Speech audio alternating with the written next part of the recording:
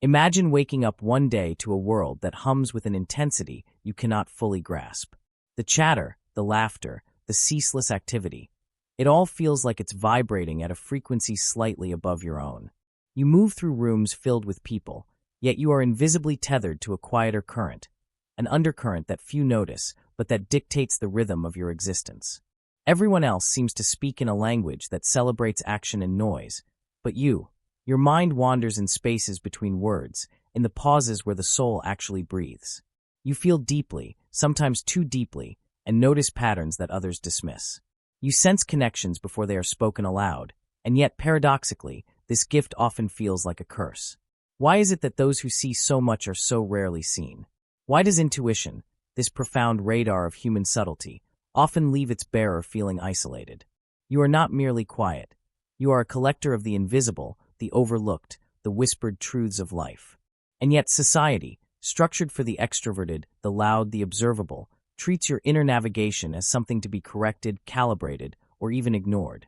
You've learned to smile politely, to nod at small talk, but inside, a tempest of insight churns relentlessly. Does anyone else even notice?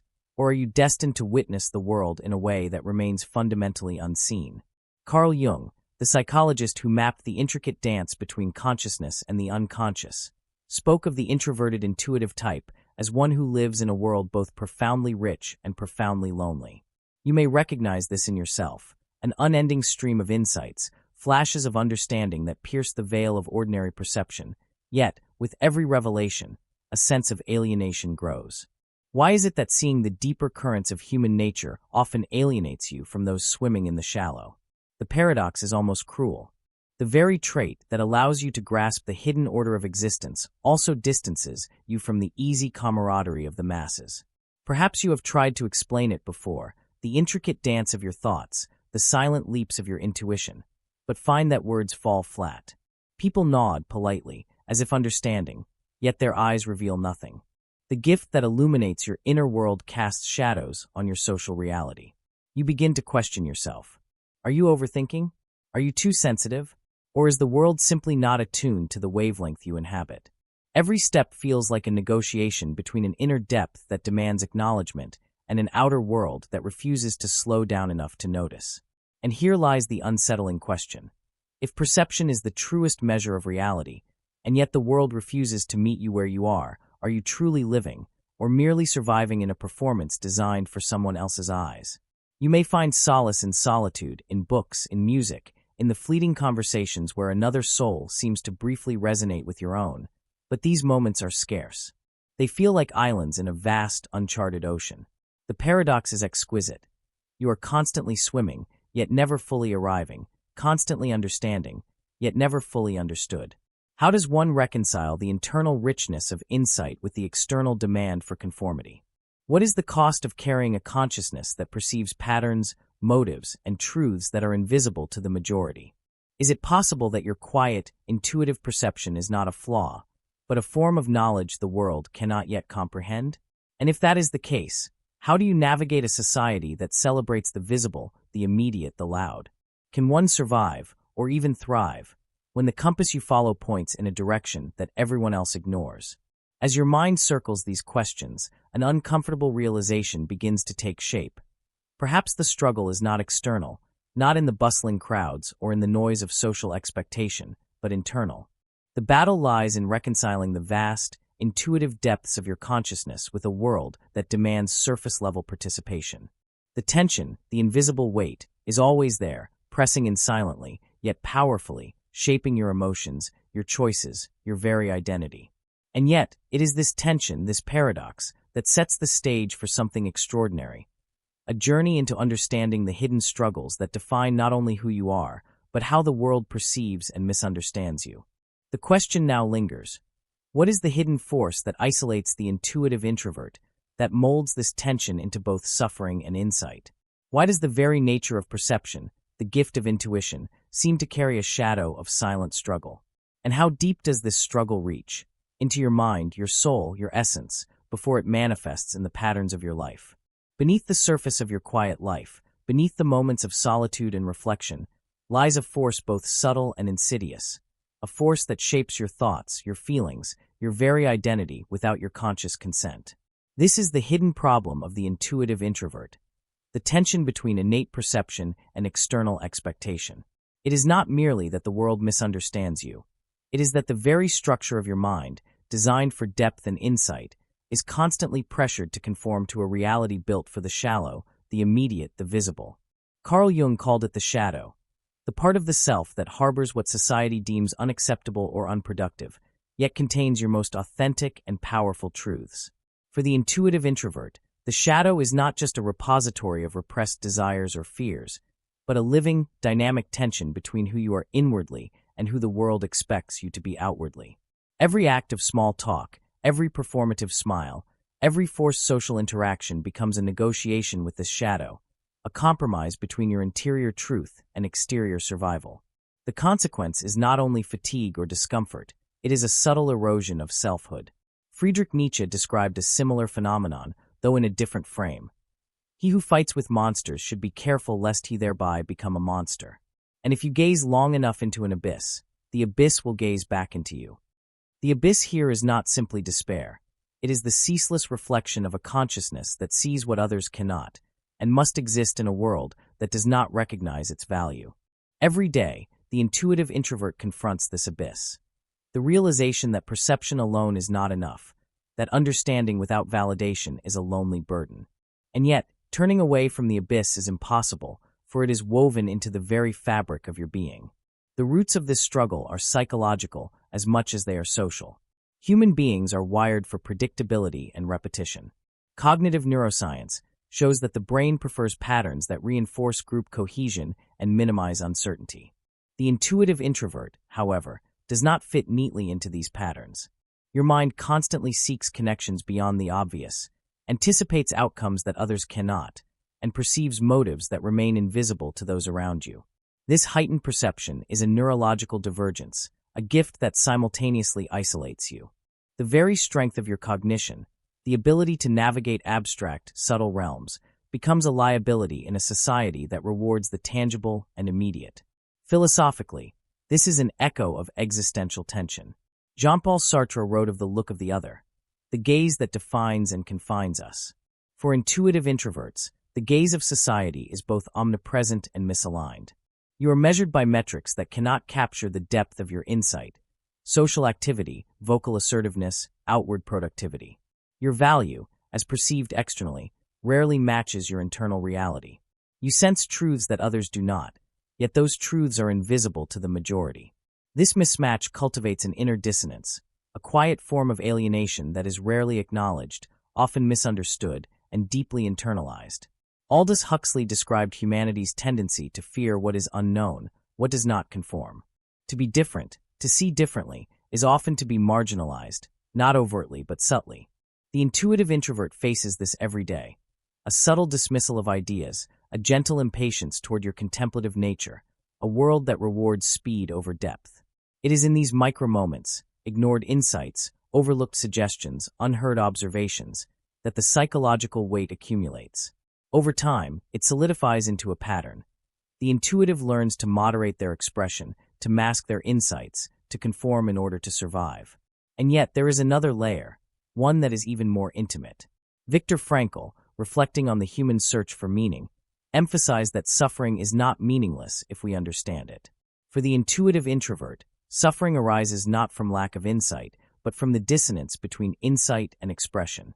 Every idea not shared, every pattern unseen, every truth unacknowledged becomes an internalized weight. This is not external failure. It is an existential tension, a feeling that life itself is both too vast to navigate and too narrow to fully inhabit. Your internal landscape becomes a paradoxical space, a place of immense awareness and subtle terror. Carl Jung would suggest that the introverted intuitive must integrate the shadow, not by surrendering to the external world, nor by retreating entirely into solitude, but by recognizing the tension as a central feature of existence. Your sensitivity, your perception, your ability to see patterns others miss. These are not flaws. They are signs of a mind operating on a depth most will never experience. Yet the world's indifference forces an unending negotiation, a balancing act between what is visible and what is profound, between the gaze of the world and the gaze of the self. This hidden problem, then, is not merely external social pressure. It is an internalized system of tension that shapes identity, behavior, and emotion. It explains why you may feel both powerful and powerless, enlightened and exhausted, connected and isolated. It is a psychological crucible, forging awareness in solitude while simultaneously exacting a cost for perception itself. And yet, the hidden problem is not fully a burden. It is also a doorway. The very tension that isolates you can paradoxically become the source of unparalleled clarity, creativity, and insight, if only you can navigate it consciously.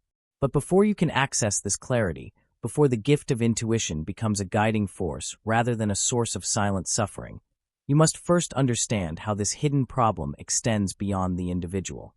It is not only your mind that is affected, but the subtle currents of your relationships, your choices, and even your culture. How does a society that rewards noise and visibility respond to those who speak in patterns, gestures, and pauses? What are the consequences when perception is more advanced than the structures around it? And most importantly, how long can this tension go unaddressed before it manifests in ways you cannot ignore? The consequences of this hidden tension are subtle, almost invisible, but they seep into every corner of your life. You might not notice them at first, because they rarely appear as dramatic events or loud disruptions. Instead, they manifest as an underlying fatigue, a quiet frustration, a sense that life is moving according to someone else's rules while your own inner rhythm is ignored. You sense it in your relationships. Conversations feel shallow, laughter feels performative, intimacy feels rare. Even with those closest to you, the depth of your perception remains largely unshared, and you begin to internalize a quiet disconnection. Cognitive psychology explains why this occurs. The human brain is wired to categorize, simplify, and conserve energy. Most people operate on heuristics, mental shortcuts that guide behavior efficiently but superficially. The intuitive introvert, however, constantly perceives patterns that defy these shortcuts, noticing contradictions, subtleties, and hidden motives. This ability should be celebrated, but in practice, it isolates you. Others unconsciously resist what they cannot easily grasp. They feel threatened, puzzled, or impatient with your insights. Socially, this creates an invisible barrier. Your perception exceeds the average cognitive tolerance, and even your closest allies may inadvertently fail to meet you at the level where you operate. Neurologically, the consequences run deeper. Studies in neuroscience suggest that highly intuitive individuals exhibit hyperconnectivity between brain regions responsible for abstract thought, pattern recognition, and emotional processing. This is a gift. You can perceive the world in layers, see potential outcomes before they manifest, and empathize with subtle emotional cues. Yet, this same hyperconnectivity can trigger emotional overload, sensory fatigue, and anxiety. The world is constantly louder to you, not in decibels, but in complexity. You absorb more, process more, and carry more, often without a mechanism to release or normalize these inputs. Culturally, there is also a quiet pressure to conform, to value action over reflection, extroversion over introspection, doing over understanding. Even subtle messages, advertisements, office culture, social media, reinforce that visibility equals worth. As an intuitive introvert, you live in tension with this cultural script. The world is moving fast, loud, and unyielding, while your mind is constantly engaged in an internal dialogue that others cannot access. The result is cumulative, a slow erosion of confidence, a growing impatience with superficiality, a sense that your gifts are undervalued and your presence underappreciated. This dissonance often produces patterns of internal self-censorship.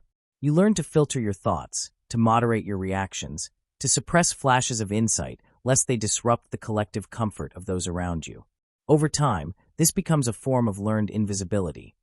Your deepest ideas are left unspoken, your most vivid intuitions are internalized, and your unique mode of perception is gradually diluted. Yet even as you adapt, there is a lingering tension, an unspoken unrest that gnaws at the edges of your consciousness. It is this tension that often drives anxiety, depression, and chronic dissatisfaction, even when external circumstances appear fine. The consequences extend to relationships as well. The intuitive introvert often gravitates toward those who appreciate depth, subtlety, and reflection. But such connections are rare, and when they occur, they are often intense and fleeting. Others may feel overwhelmed by the depth you bring or fail to reciprocate it, leaving you to navigate your inner world alone. Friendships may feel unbalanced, romantic connections may feel frustratingly shallow, and familial expectations may clash violently with your inner needs. Over time, this repeated mismatch can reinforce feelings of isolation, as if your very essence is incompatible with the prevailing rhythms of the world. Even in your professional life, the unseen consequences emerge. Environments that reward overt achievement, constant visibility, and linear thinking can be stifling. Your insights, though often prescient, may be overlooked, misinterpreted, or undervalued. Decision-makers may favor the loudest voices rather than the wisest ones, leaving your contributions invisible despite their significance. The paradox intensifies. Your inner clarity is real and meaningful, yet it fails to translate into the recognition, validation, or impact that society measures as success. Perhaps most insidiously, the intuitive introvert begins to doubt themselves. You start questioning whether your perceptions are flawed, whether your sensitivity is a weakness, whether your natural mode of being is simply incompatible with life itself. This internalized doubt is not merely an emotional response. It is a cognitive consequence of living in constant contradiction with your environment.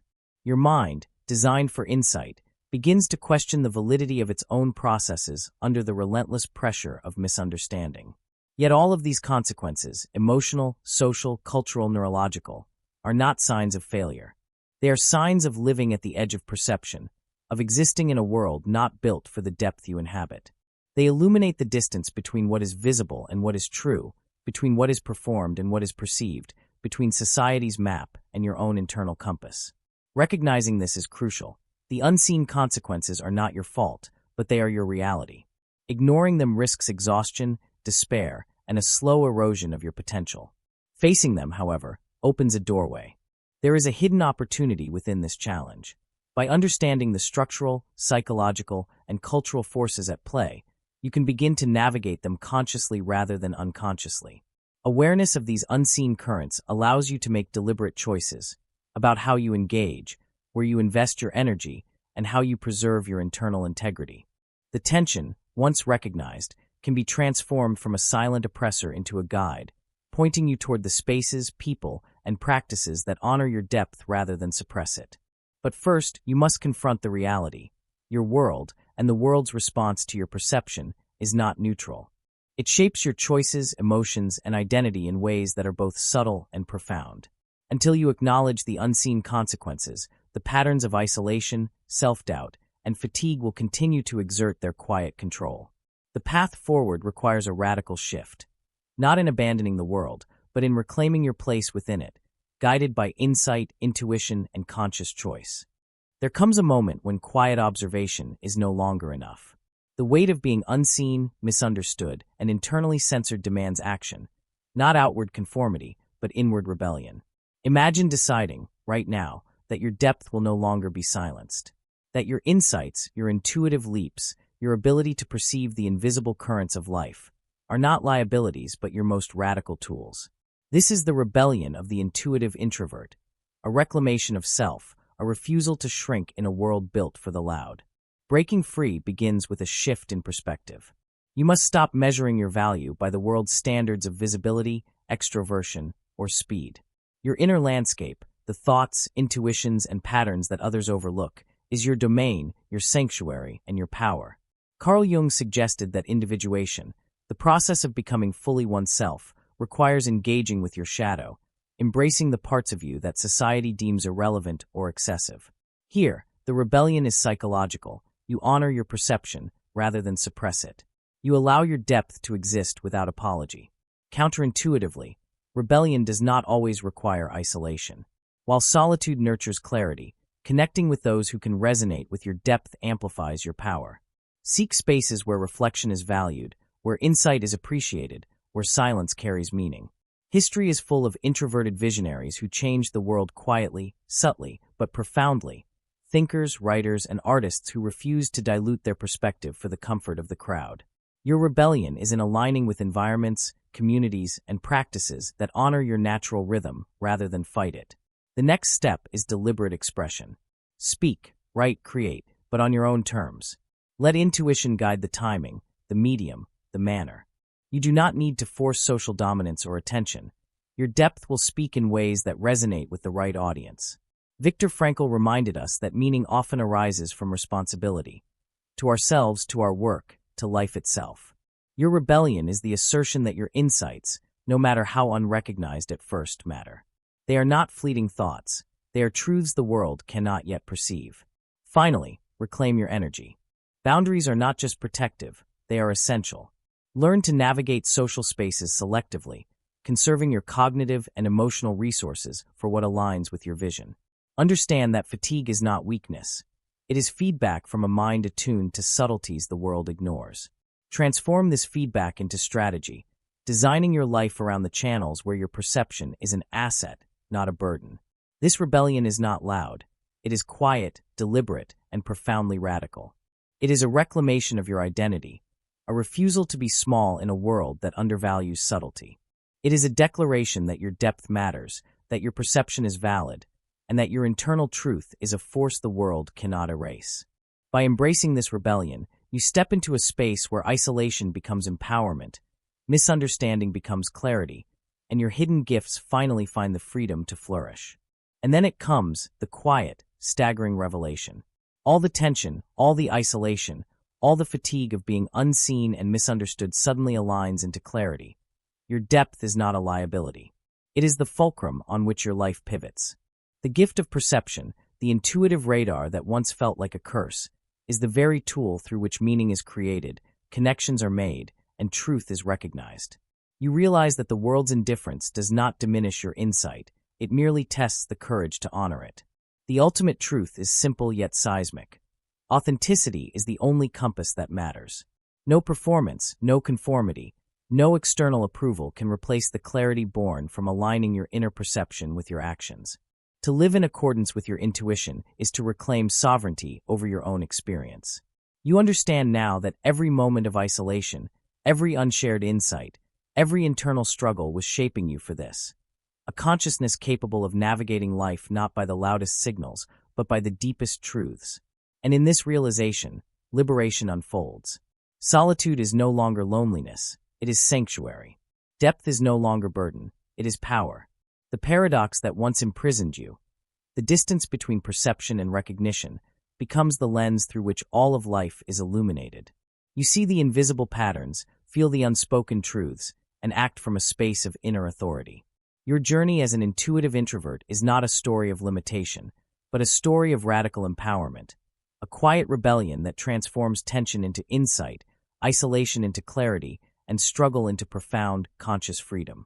In the end, you awaken not merely to existence, but to mastery of perception itself. And in that awakening, the world shifts. Not because it has changed, but because you now navigate it from a place no one else can reach, a place only you could have discovered.